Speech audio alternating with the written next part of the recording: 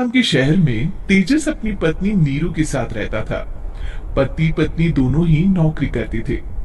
एक दिन तेजस गांव अपनी माँ के पास फोन करता है। हेलो, प्रणाम माँ। जीते रहो माँ। तुम दादी बनने वाली हो हैं? अरे वाह, ठीक है बेटा, मैं कल ही आती हूँ। जब माँ जी शहर पहुंची तो बेटी बहू ने बहुत अच्छे से स्वागत किया। लीजिए माँ जी, चाय। अरे गर्मा गर्म पकोड़े ले आओ माँ के लिए। नीरू रसोई में गई और 2 मिनट में ही पकोड़े ले आई। जी ये लीजिए। बहू जादू से बनाए हैं क्या? अभी तो रसोई में गई थी। यम्मी। माँ जी, शीला रसोई में पकोड़े तल रही है, मैं बस लेकर आई। हे भगवान, मेरा धर्म भ्रष्ट कर दिया तूने। अब तो गंगा जल से शुद्धिकरण करना होगा। दूसरे दिन, माँ जी मैंने नाश्ता बना दिया है, ऑफिस जा रही हूँ। पर अभी तो घर का सारा काम पड़ा है। शीला आती ही होगी, झाड़ू पोछा बर्तन कपड़े वो सब कर लेगी। हमारे जमाने में घर का सारा काम हम ही करते थे। जी माँ जी, आप बहुत होशियार हैं, मैं घर ऑफिस दोनों नहीं संभाल पाती। तो जरूरत क्या है घर से बाहर जाकर चाकरी करने की? वैसे भी घर का काम खुद करने से घर में बरकत आती है, समझी? पर माँ जी।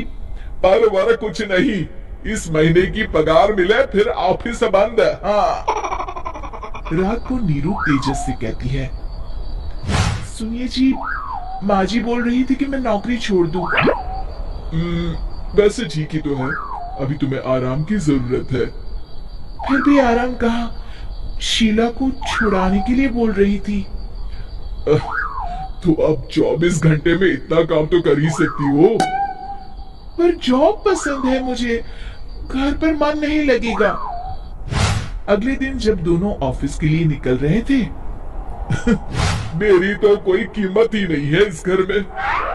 माँ जी, आजकल महंगाई बहुत है, रहन सहन भी बदल गया है, दोनों नौकरी करते हैं तभी ठीक रहता है। अच्छा, तू कहना क्या चाहती है? मेरा बेटा तुझे बिठा के खिला नहीं सकता? तू ही इस घर का खर्च चला रही है, हैं? नहीं माँ जी, मेरा वो मतलब नहीं था।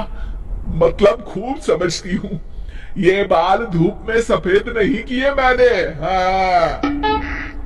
अब तो ये रोज का काम हो गया था। तेजस भी रोज की झिकझिक से परेशान हो गया था। एक दिन उसने कहा, नीरू, वैसे भी तुम्हें मैटरनिटी लीव मिलने वाली है, तो अभी से ही छुट्टी ले लो। पर क्या, मेरी सैलरी अच्छी खासी है। आखिर नीरू ने रिजाइन कर दिया। जब बच्चा हुआ तो घर में सब बहुत खुश हुए। कुछ दिनों बाद तेजस फाइल देख रहा था।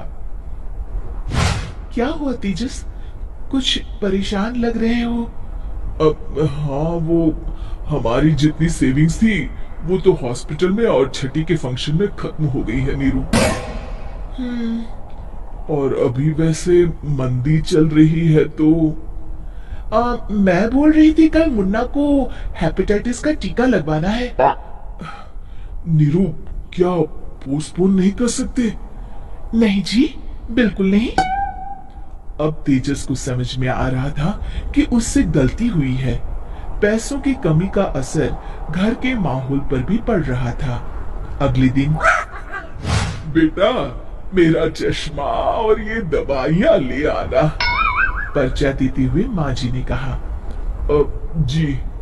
तेजस, मुन्ना के लिए दूध का डिब्बा और डायपर भी ले आना, और ये किराने के सामान की लिस्ट है, इसे भी लाना है। तेजस गुस्से में लिस्ट मरोड़कर फेंकता है और चिल्लाता है, पैसे क्या पेड़ पर उगते हैं? ये ले आना, वो ले आना। अरे पर ये जरूरत का सामान ही है। वो गुस्से में बिना कुछ कहे ऑफिस चला गया। अरे अरे लंच तो ले जाइए। नीरू दौड़कर डिब्बा पकड़ाती है। एक दिन खाना खाने के बाद, नीरू, अब तो मुन्ना कुछ बड़ा हो गया, तो अब तुम वापस ज्वाइन कर लो ना जॉब। पर इस रिसेशन में जॉब मिलना बहुत मुश्किल है। ट्राई तो करो। फिर मुन्ना, माँ जी है ना, और एक फुल टाइम मेड भी लगा लेंगे। पर माँ जी, उन्हें तो पसंद नहीं।